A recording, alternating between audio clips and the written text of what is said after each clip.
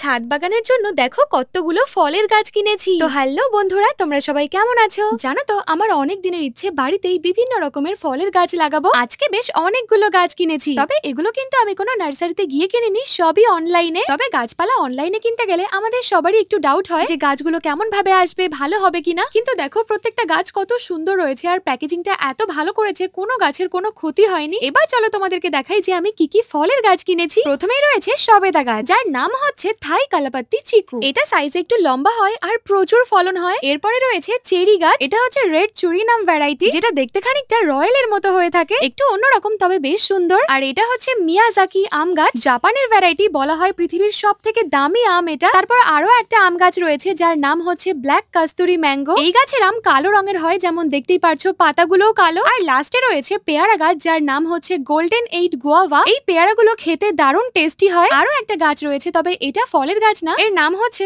All spicy plant. এই গাছের পাতা বিভিন্ন রান্নায় ব্যবহার করা হয় মশলা হিসেবে। এই ছিল আমার সমস্ত গাছ। আমি যখনই নার্সারির ভিডিও শেয়ার করি তখনই তোমরা জানতে চাও কোন নার্সারির নাম্বার দাও। তো দেখো আমি স্ক্রিনে নার্সারির নাম ও নাম্বার দিয়ে রেখেছি, তোমরা চাইলে যোগাযোগ করতে পারো। আর তোমরা যদি আমার ভিডিও দেখে অল প্ল্যান্ট নার্সারির সাথে যোগাযোগ করো তাহলে একটা গাছ ফ্রিতে পেয়ে যাবে।